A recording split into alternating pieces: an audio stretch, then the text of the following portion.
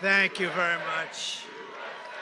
You know, over the years, I've had and heard that song sung by others, and you know, honestly, it's not the same. This man just sings it in a way that nobody else can sing that particular song, and it's become so popular, like in some circles, the most popular song of its kind, and I just want to thank Lee. He's been with us from the beginning. Really a talented, unique guy, and a good person with a great family, so thank you very much, Lee. We appreciate it very much. And a very special hello to North Carolina. We love North Carolina. I don't know if my boy told you, but Laura and Eric have two beautiful children. One of them happens to be named Carolina. So that's pretty good. That means you like the place pretty much, huh? So it's great. But it's also great to be back in this incredible state with so many proud American patriots who believe in faith and family, God and country. Thank you very much. We need more of that in this nation, don't we? We need more of that. It'd be a much different place right now, because right now it's not doing well. Right now we're a failing nation, but we will soon be a great nation again. Earlier today, I visited western North Carolina and witnessed the terrible devastation from Hurricane Helene. I was actually here about a week and a half ago, right after, but I didn't want to come into certain sections because I wanted to let them do their job. And our federal government, as you know, and FEMA's really let them down, especially in North Carolina. It's a shame. They spent a lot of money on having illegal people come into our country, migrants, you've heard about it, and there wasn't a lot of money for the people of North Carolina or a lot of the people from a lot of other states that were also devastated by that monster. That was a monster storm. But so many people have come together and done an incredible job, so many, including Franklin Graham, who's been amazing.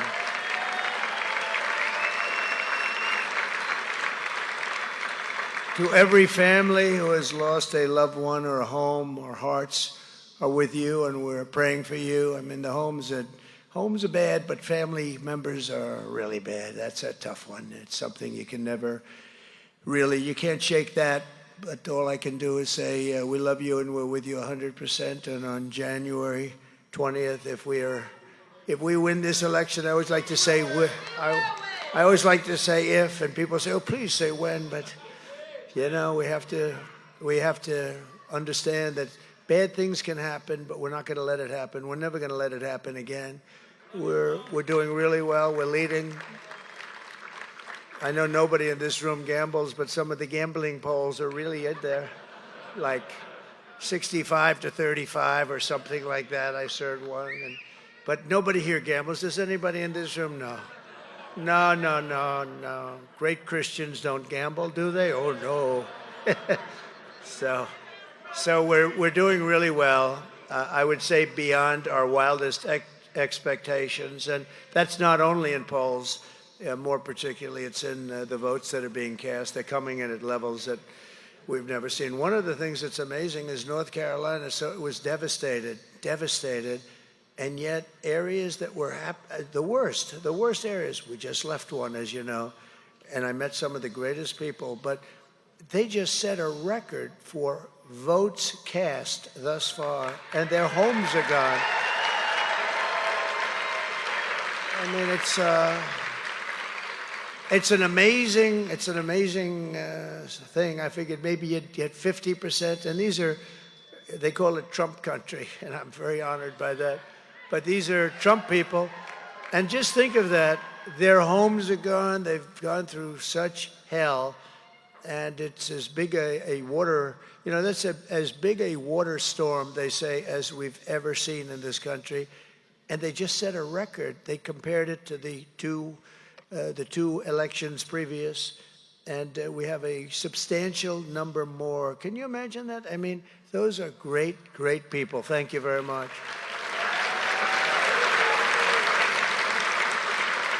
I want to thank a very special man, Ben Carson, Dr. Ben Carson, for organizing this event. And of course, Candy, because without Candy, I don't know if Ben would be the same. I don't think so, actually. It's a special couple. But can I tell them the one quick little story where you told me a couple of times, but you know, Ben was very tough to beat, actually. He was getting up, and other people were falling in the wrong direction because he was in a primary with me, the original primary. And one day in a church, it was a Sunday morning, and he was doing well, really well. And in a church, he came over to me and he said, "You know you're going to win, don't you?" And I said, "What's this all about?" Because he's a tough competitor. I said, "What is this all about?" He said, "God has picked you to win." Can you believe that? Right?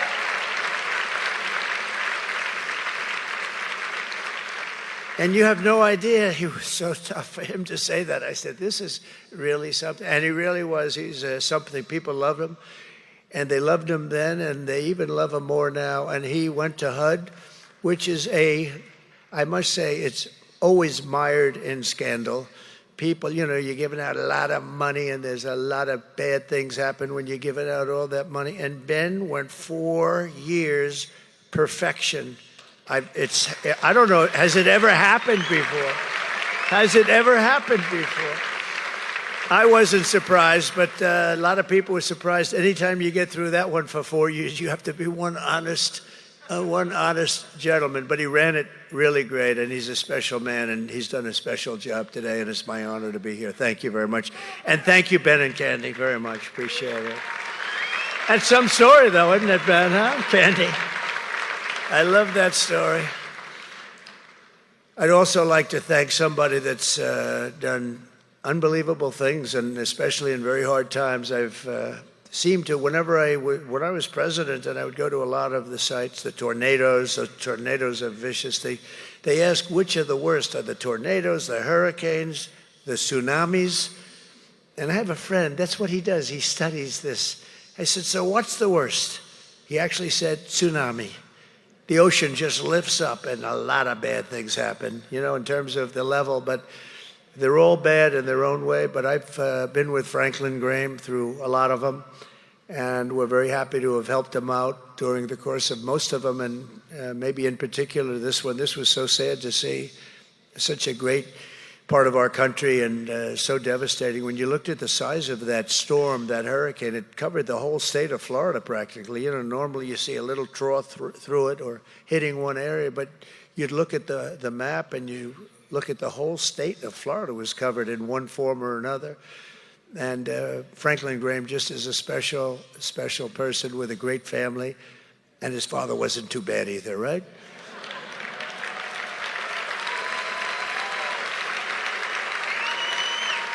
You know, my father used to take me like to Yankee Stadium. He loved Billy Graham, and he would take me as a young guy. He would take me to Yankee Stadium, and he thought Billy Graham was great. And I'll tell you what, Billy Graham's looking down, and he's very proud of his son and his family. I can tell you that without question.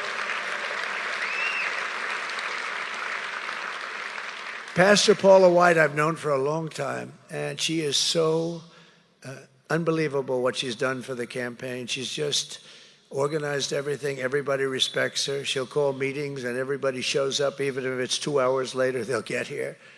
And she's just a very incredible woman.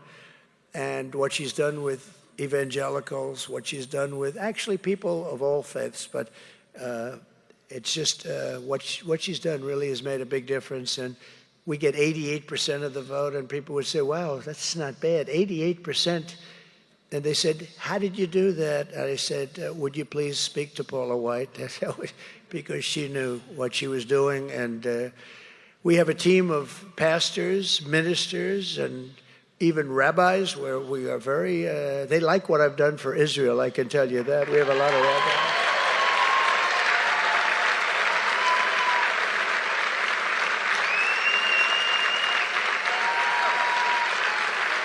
Thank you. Thank you. Thank you.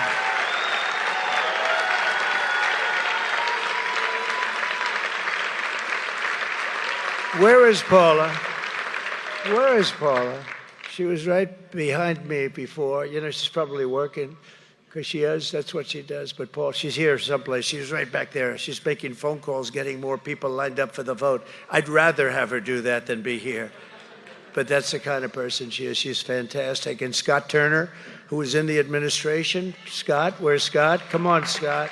This guy, a great person, a great everything, great athlete, and a very fine man. And you really did something very special for the administration. We really appreciate it. And get ready. Get ready. Just keep yourself in good shape. We don't have to worry about his shape, I can tell you that. But we appreciate it, Scott. Thank you very much. And a beautiful speaker. Boy, he got up and he would talk to groups of people, and they were so jazzed up they could do anything. He was very special. And a person that's, I have to say, the most special. We have to say this, Ben, the most special of them all, because he's my son. You know? I mean,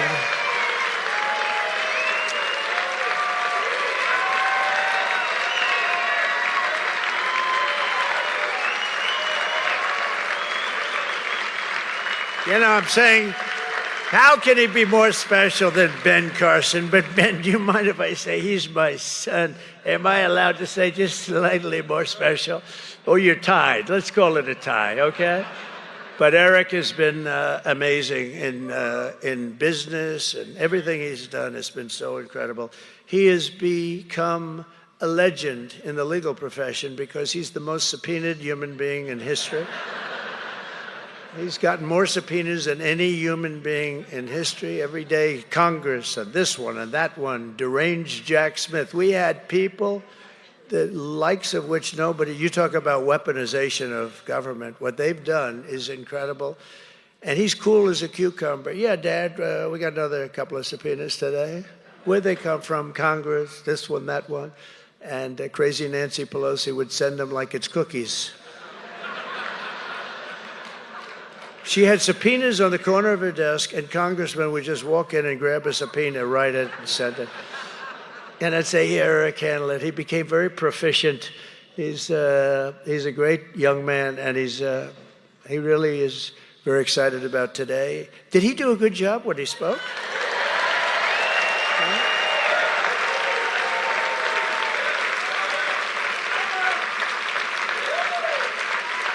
No, he's great. He's great. He's got a lot of talent, And also here is my daughter Tiffany and her husband Michael. And Tiffany is pregnant. She's going to have a baby.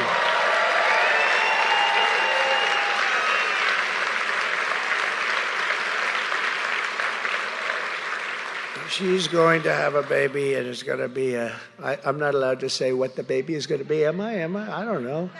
I'm not going to put her on the spot. I'm not going to say it. I'm not taking a chance.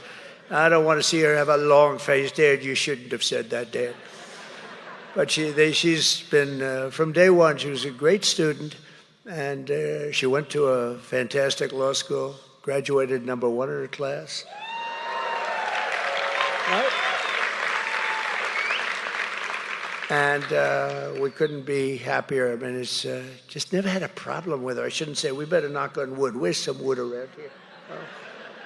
That's one piece of wood. Most of it's plastic. But she's been an amazing person, and her husband's doing a great job. And thank you, Michael, for the job you're doing. Appreciate it. Congratulations, so. And Linda McMahon, who most of you know, she headed up small business for the government. Now, small business is giant business. When you add it all up, it's about as big as I think it's probably bigger than any bank in the world. And she was one of our great people in the administration, and a very, very successful woman. She was very generous, I know, with Franklin and with the work done here, where she was really very generous. And she's always generous. She's been generous to the campaign, but we're very proud of her. Linda, wherever you may be, where are you, Linda? Linda? Thank you, Linda. Thank you. An incredible woman. And a friend of mine also, Steve Witkoff, who's a very successful man. And he is, where is Whitcoff? He is somebody that's been also he wrote a big check for Franklin to take care of a place called North Carolina. And so we like him. Even if we didn't like him, we like him, right? Steve Whitcoff. Thank you, Steve, very much. And Peter Navarro, I heard he gave a great speech. And Peter took a lot of abuse. He talked about weaponization. And do I see my favorite person here? Will you please stand up? What's this all about? Stand up. Wow. Thank you, darling. Right from the beginning, right? Right from the beginning, from day one. Thank you very much. Thank you very much, Elvira. Appreciate it. And thank you to every pastor, patriot, and faith leader here today. We have so many people. This is the worst is when you introduce some, you're in trouble. Because I'm seeing 6, 7 people. I get a lot of people. Then I see a group of 2 over there. I'm in trouble, but let's get on with it. Do you mind? Let's get on. Because with your help, we're going to make America great again.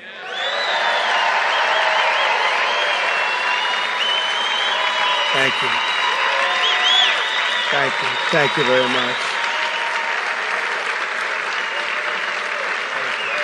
Thank you, Michael. Thank you very much. So I was introduced to church at a very early age, and I had a wonderful church actually in Jamaica, Queens, First Presbyterian Church. I don't know if you know it. It was built a long time ago, and it was great, but very early. And then ultimately on Sundays, my parents, Fred and Mary, would drive me into Manhattan to worship at Marble Collegiate Church, where Dr. Norman Vincent Peale, the author of one of the really big bestsellers, The Power of Positive Thinking, he was the head pastor. Great book. It was a great book then and a great book now. Power of Positive Thinking. A lot of people could use a little positive thinking, right? And he was an incredible speaker. My sister and I were both married there, and the funeral services for both of my parents, my mom and dad they took place in the main sanctuary of Marble Collegiate Church, and it was just always very special. I still remember the great sermons of Norman Vincent Peale, and he truly was one of the greatest speakers I've ever. First, he was a believer, but he was also a great speaker, an unbelievable man. I actually saw his last sermon, but when you left church, you were really disappointed that it was over. I have to say, we have a lot of pastors and ministers, but sometimes it's like,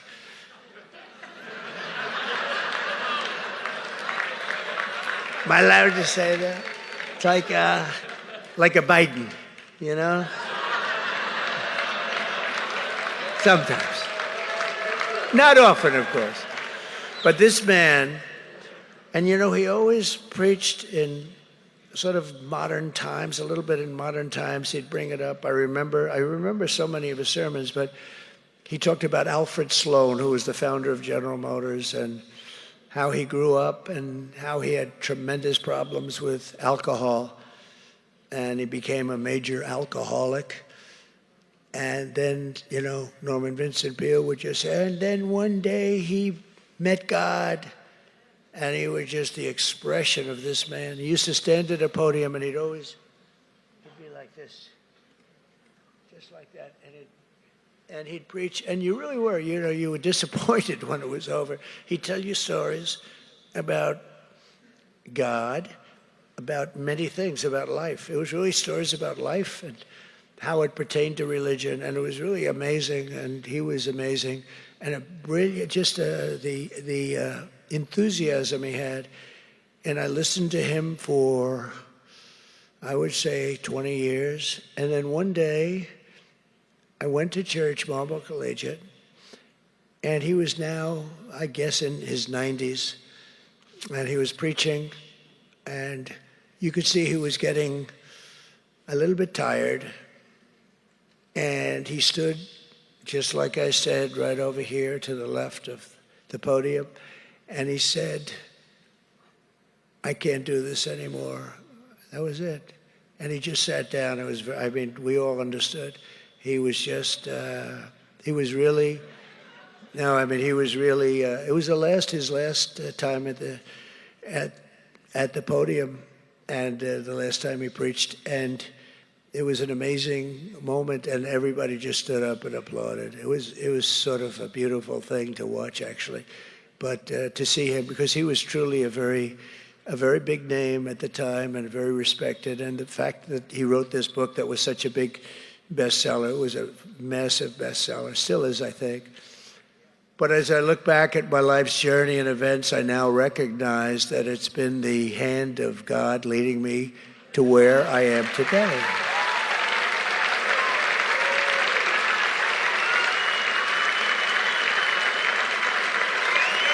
Thank you.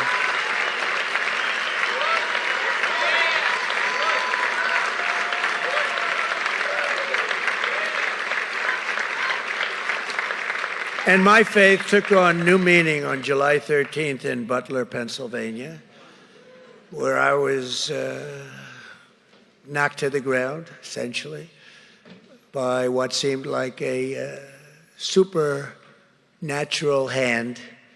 And I would like to think that God saved me for a purpose, and that's to make our country greater than ever before.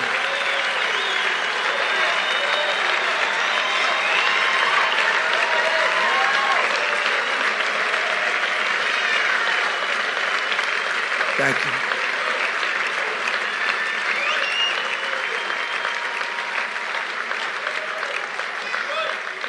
Thank you very much. And that is something, you know, Eric is a great shooter. Great. If he were a golfer, he'd be like a +4. He's a great shooter, and so is Don. They're both great shooters. They know a lot about guns. In fact, I think I got the blessing of the NRA because of my sons. Early on, I remember I was running against a lot of people that had good gun credentials, and 2016, and the NRA, which was, you know, in its full bloom, actually. They even spent $35 million on the campaign, but I think they did it because of my sons, because I beat out a lot of very good people that believed in that whole world, a little different world, but that whole world, and because of Don and Eric. But when they both heard what had happened that day at Butler, they said, "How far was it?" And they said it was 130 yards, and they knew the weapon. And they said, "I can't believe it," because Eric actually said a bad shooter would hit you every single time. And I didn't realize it to that extent. I made that right-hand turn, and I made it a little quickly, and that got me in a position where it just, not a good feeling, but much better than the alternative. Wasn't the best feeling. And it was a bloody sucker, I will tell you that. I didn't realize, but the doctor told me a couple of things. He said, "You're the luckiest man I've ever seen." He said, "I've been doing this for 25 years. And he said, "Sir, I'd like to suggest that you go out right now and buy a lottery ticket, because this is a good day." But Eric told me and Don told me that, you know, that I think they became more religious that day, because they said that was amazing that we could have survived something like that, 1/8 of an inch to 1/4 of an inch away. So it's pretty amazing. And if we didn't make, thank you. And if we didn't make, thank you very much. If we didn't make the turn, that wouldn't have happened. And I made the turn to show a chart, which became my all-time favorite chart in the history of the world. Right? My all-time favorite. I sleep with that chart. I kiss that chart. But we're 15 days away from the most important election in the history of our country.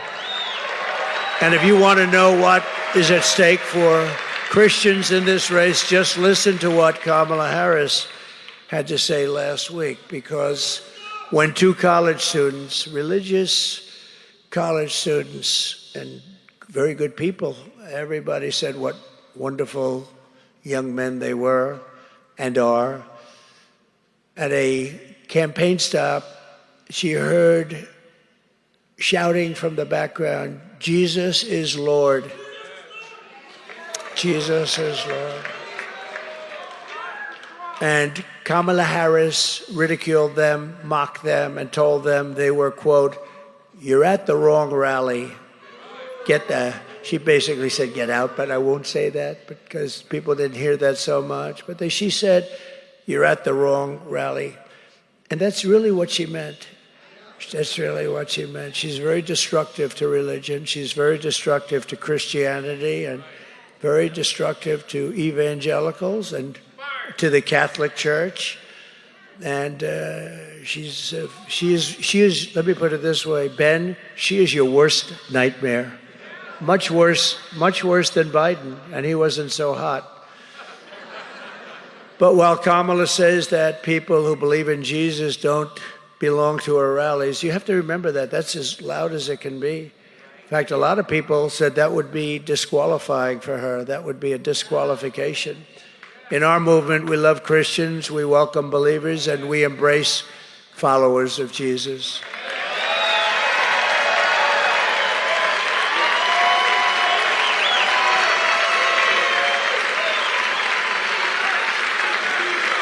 Thank you.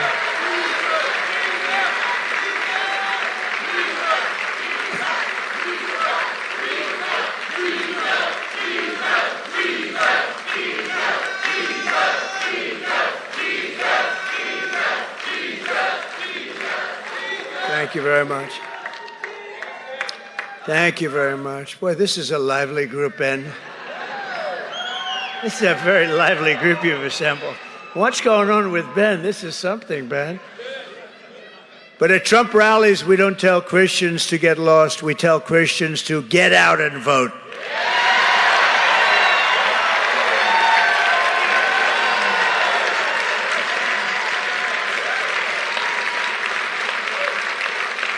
You don't have the choice of sitting out this election, because if Kamala Harris gets 4 more years, the radical left is not going to leave Christians alone. It's going to get worse and worse, and you're going to suffer greatly. They will come after Christians all over the country. Kamala Harris has vowed to abolish the filibuster, letting her pack the Supreme Court, and I even heard as many as 25 justices. The Supreme Court with Marxist radicals, with people that we don't want on the Supreme Court, to rewrite the Constitution and to overrule your values. I think one of the greatest things I've done is the Supreme Court, and also getting over 300 judges appointed throughout our land that have made a tremendous difference. Those 300 judges have made a tremendous difference. She'll flood our country with tens of millions more illegal aliens and make them all citizens, canceling out your voting power forever. Kamala will mandate that every public school in America must promote the idea that children can change their genders, allow men into girls' locker room, and also allow men to play in women's sports. Can you imagine that? Men and women's sports. And it's such a strong movement by, I believe, really a very, very small group of people. Because, you know, it's interesting. I haven't met one person that thinks that's a good idea. And yet it's like a movement. But I've never met anybody. Now, I don't know everybody, but I haven't met anybody that wants it. And even the young ladies that are afraid of what's happening. You saw the other day the volleyball player who was hit very hard on the head by a ball, a smash that, in fact, I saw this person, a person who transitioned, hit the ball. I mean, that ball was moving as fast as a ball can move. And she said, "I've never seen anything like it." Really whacked her. But some people were put out of commission just in volleyball, let alone other sports. But when you look at weightlifting, how about that one? Or you look at swimming records, track records, it's so demeaning to women. It's so ridiculous. It's so demeaning. But Kamala will force doctors and parents to allow sex changes and genital mutilation of minor children. That's what they do. She has it literally where sex change operations for people in detention when they were being held in detention. If they wanted a sex change operation, she said, yes, I approve it. I mean, who would do this? Who would do this? And you know, I'm talking about everything else, but I'm also talking, it's an extremely difficult operation and a very expensive operation. But who would do this, and who would want this? And between that, she was the head of the movement, Defund the Police. You have to understand, she's a radical left Marxist, and a lot of people want to know, what does that mean? She's a person so far left, like nobody's seen in the Senate in many, many years. But the main thing is, she's not a very bright person either. That's a really dangerous combination. Your religious liberty will be gone, your free speech will be gone, your Second Amendment will be gone, and parental rights will be gone forever. So I'm here tonight to deliver a simple message to Christians across America. It's time to stand up and save your country.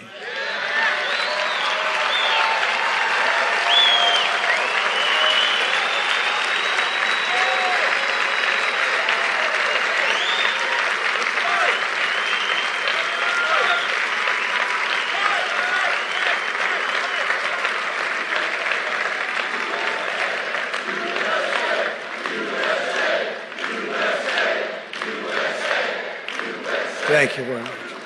Thank you very much. On November 5th, Christian voters need to turn out in the largest numbers ever. Do you know that if you did that, because you have a reputation of not voting proportionately like you should, you do know that. I think that maybe is a form of rebellion. Could that be possible?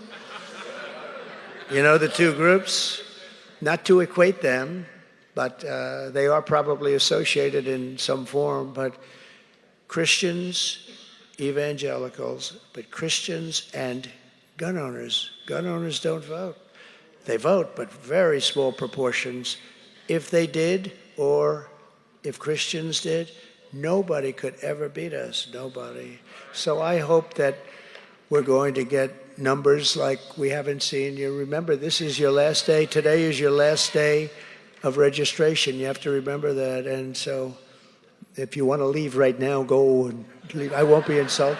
Leave right now and go and register, but this is your last day. So we need to tell Kamala Harris that we've had enough. Kamala, you've been the worst vice president. You're a member of the worst administration in the history of our country. The happiest person around is Jimmy Carter, because Jimmy Carter is considered a brilliant president by comparison to crooked Joe Biden. Jimmy Carter is brilliant. His administration will go down as a brilliant administration compared to crooked Joe. But we're going to say, Kamala, you've done a horrible job. You're a horrible vice president. There's no way you're going to be our president. Kamala, you're fired. Get out, out, out, out.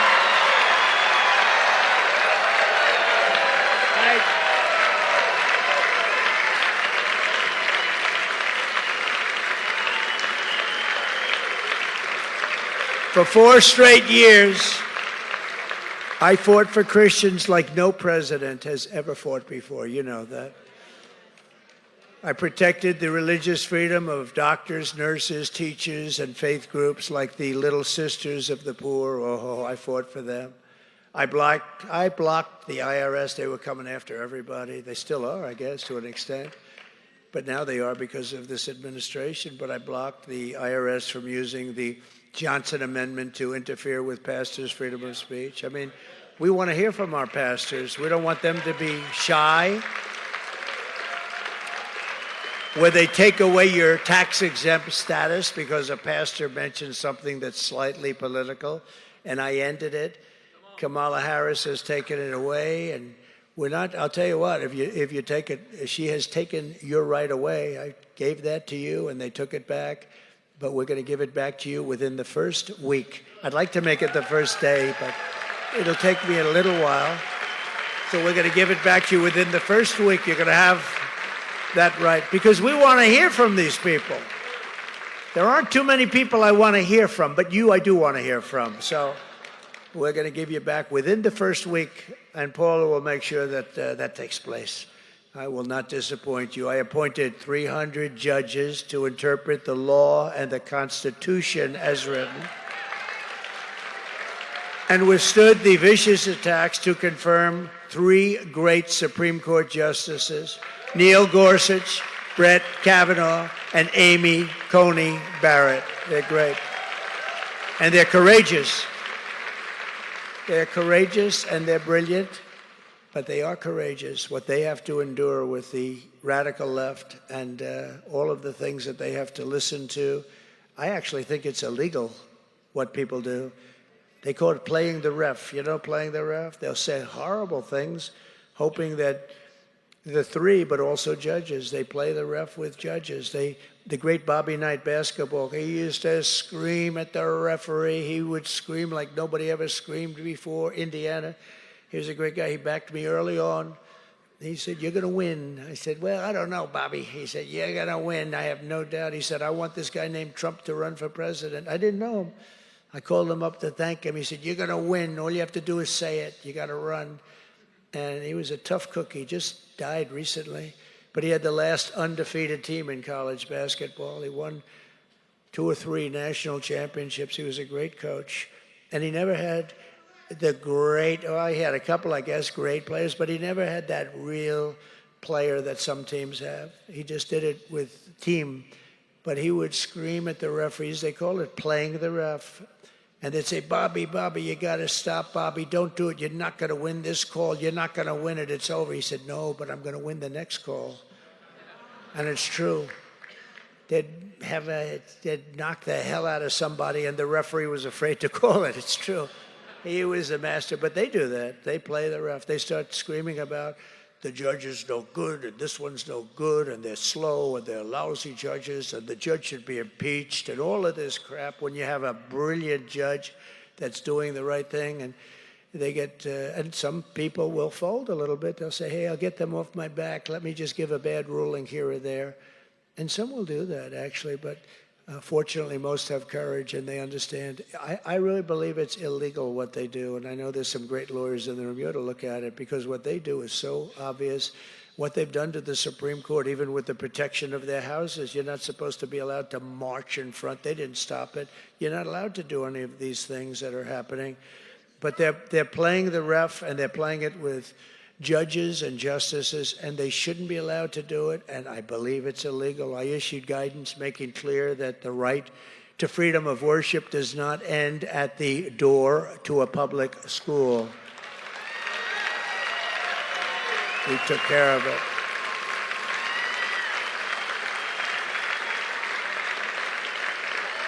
Thank you. Thank you very much. And I stood proudly with our friend and ally, the State of Israel. I kept my promise, recognized Israel's eternal capital, and opened the American embassy in Jerusalem, and actually got it built. I actually got it built. But many presidents, many presidents before me said they campaigned on doing that, and then they didn't do it. And I understand why, because when I got into office, I was called by people, heads of state, highest level. I was called by kings and prime ministers. I was called by everybody. Don't do it, don't do it. And then they heard I was going to do it. And they all called me, and I said, "Just do me a favor." I shouldn't say this because little white, what'd you call it? Yeah, I wasn't available. I said, "Just tell them I won't be available, but I'll call." This, I think, was a Thursday. I said, "I'll call you back on Monday." To kings, to the biggest people from the biggest countries, most powerful countries. And I said, "I'll call you back." And then on Thursday, I announced it. I said, "We are going to do exactly what a lot of people didn't want me to do." They said there'd be bloodshed and everything else all over. There was none. And I did something that no other president had the courage to do. And then on Monday, I called them back. "Hi. How have you been?" "Oh, I tried getting you. I wasn't able to, but you've already done it." So we made Jerusalem the capital, and that brought a lot of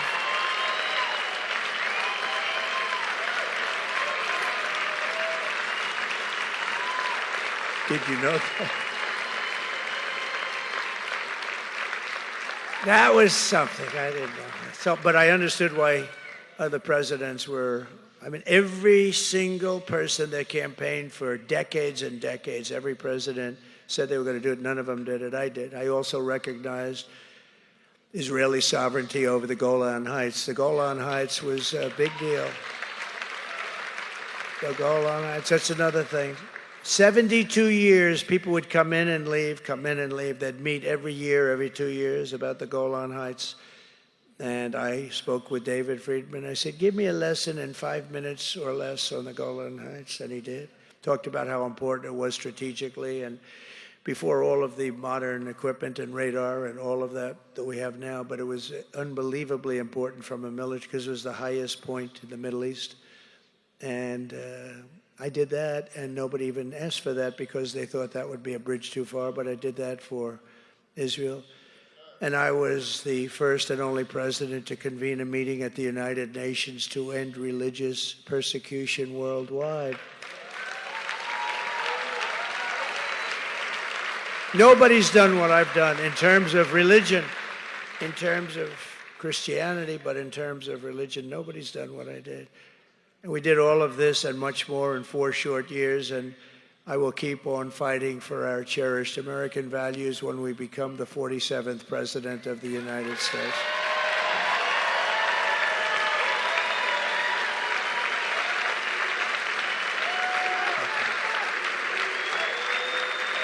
Thank you.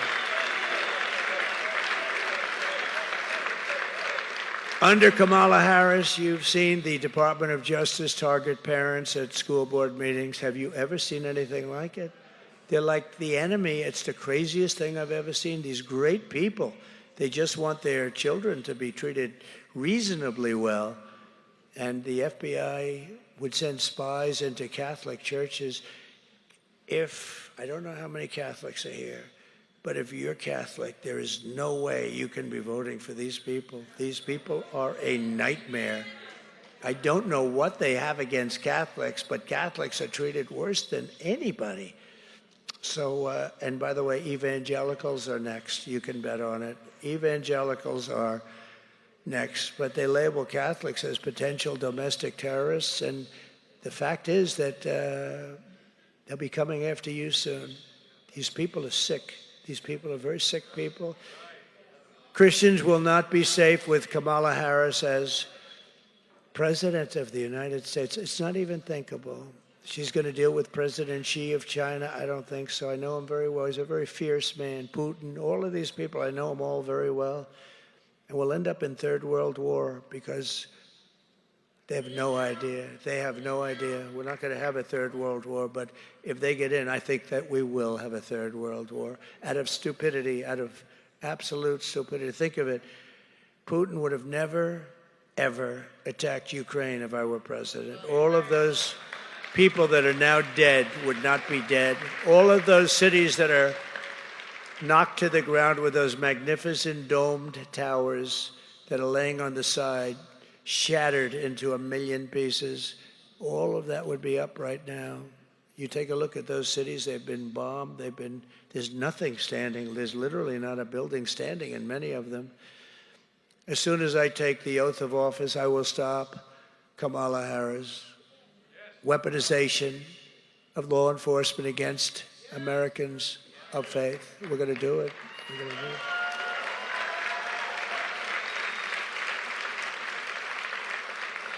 And you know, did you ever notice? So it's Kamala Harris. Nobody knows who the hell Harris is, right? Do you ever say, and we're going to stop Harris? They all go, who's Harris? It's a weird thing. You'd think your name would be, but isn't it true? Nobody knows who Harris is, so we'll call her Kamala. It's a weird thing. Lots of strange things take place in politics, don't they? But I will create a new federal task force on fighting anti-Christian bias. That'll be done immediately.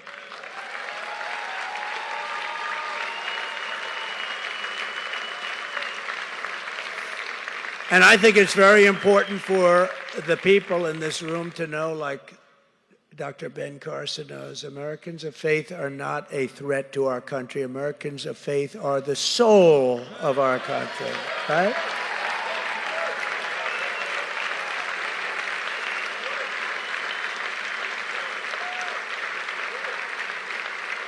I will once again appoint rock-solid pro-constitutional judges to faithfully interpret the law and the Constitution. You know, the 300 judges that we appointed changed the whole, I mean, it was so bad. It was so bad what was happening out there. And these are great people, and they're fair people, and they do the right thing. We believe in the First Amendment rights of freedom of worship and freedom of speech. And I will deliver universal school choice, empowering every parent to send their child to the public, private, charter, or religious school that is right for them.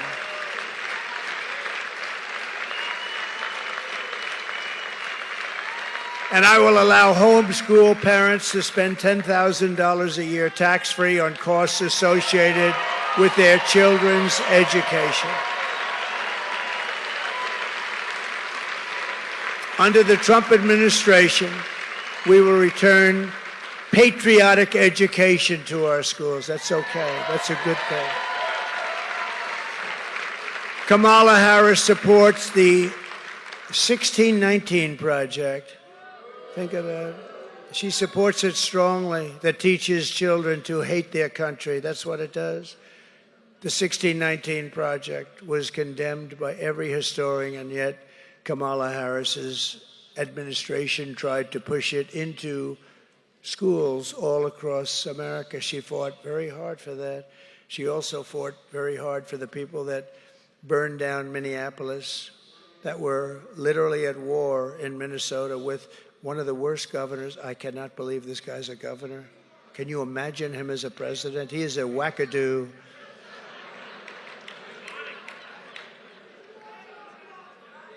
And by the way, how good did J.D. Vance do in exposing him?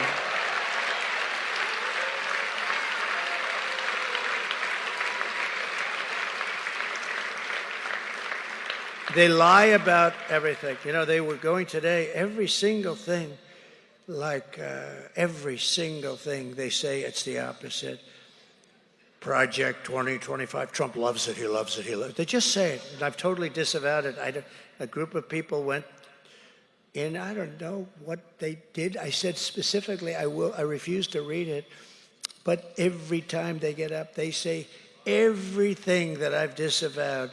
They go on again and again and again, and the radical left people that are listening to them just let them talk, and they know it's all a big lie, but they just lie. I've never seen anything like it. You know, I've had some political opponents before. I've never seen, even crooked Hillary didn't lie like these people, and she lied a lot.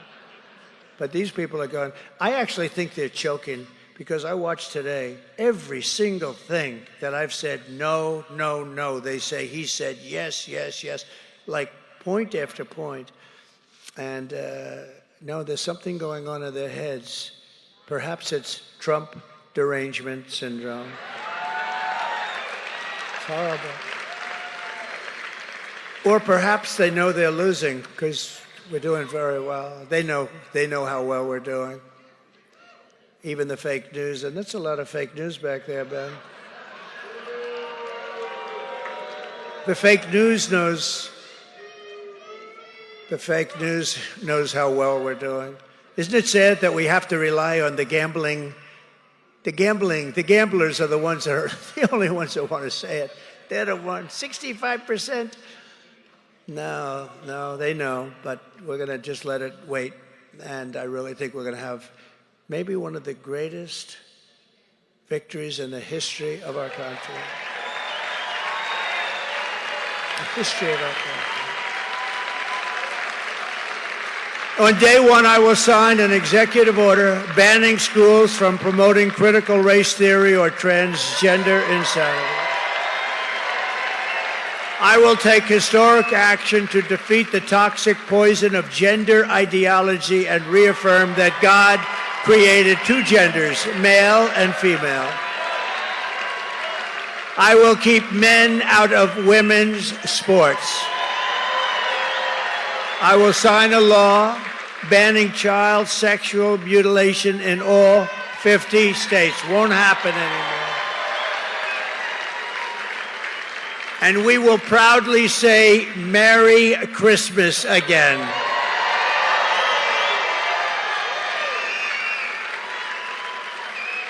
On day one, I will stop the migrant invasion. We will begin the largest deportation operation in the history of our country. I will end inflation, and we will make America affordable again. We will quickly become energy independent again. You know, we were energy independent just 4 years ago. And we will frack, frack, frack, and drill, baby, drill. And I will cut energy prices in half within 12 months from January 20th, the day you assume the office of president. We will have, because we have more liquid gold under our feet than any other country, including Russia and including Saudi Arabia. We were third and maybe even fourth when I got in there. When I left, we were number one in energy production. And we did things that were amazing. We would have right now been 4 times higher than we were. We would have been making money, paying down debt. We would have been in a position that you wouldn't believe, but they decided to do it a different way. It's terrible. Wind, they put wind all over the place. Wind. Kills your birds, and if you want to watch television and the wind isn't blowing, you can forget it. Darling, let's watch the president tonight. I'm sorry, Esther, but the wind isn't blowing. We won't be able to watch. It's not exactly the most reliable source, but it is something. It's the most expensive source by far. I will end the war in Ukraine, stop the chaos in the Middle East, and prevent World War III. I will crush violent crime and give our police the support, protection, resources, and respect they so dearly deserve. We will rebuild our cities, including our capital in Washington, D.C., making them safe, clean, and beautiful again. And we will secure our elections. Everyone will prosper, every family will thrive, and every day we will be filled with opportunity and hope. We will again have the American dream for our children. But for that to happen, we must defeat Kamala Harris and stop her radical left agenda. We have to stop it once and for all. We want a landslide that is too big to rig. Too big to rig. Early voting is underway, so you know what you have to do. So Christians, get everyone you know and vote. You have to vote, or we're not going to have the life that we should have, a life of prosperity and hope, a life of beauty. We're not going to have it. We're going to be fighting for our lives. These people they mean serious business. I honestly believe in many cases they're sick, and we cannot let this happen because it was a religion that kept our country together for many years. It was our religion that kept it together, and they're trying to take that away, and they're trying to destroy our country. After all we have been through together, we stand on the verge of the 4 greatest years in the history of our country. With your help, from now until Election Day, we will redeem America's promise. We will put America first, and we will take back the nation that we love.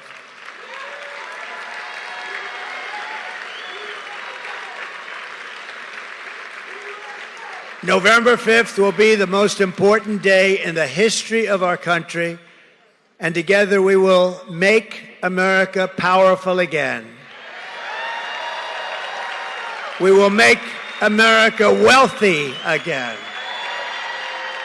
We will make America healthy again. We will make America strong again. We will make America proud again. We will make America safe again. And we will make America great again. Thank you very much. God bless you all. God bless you all. Thank you. Thank you, everybody.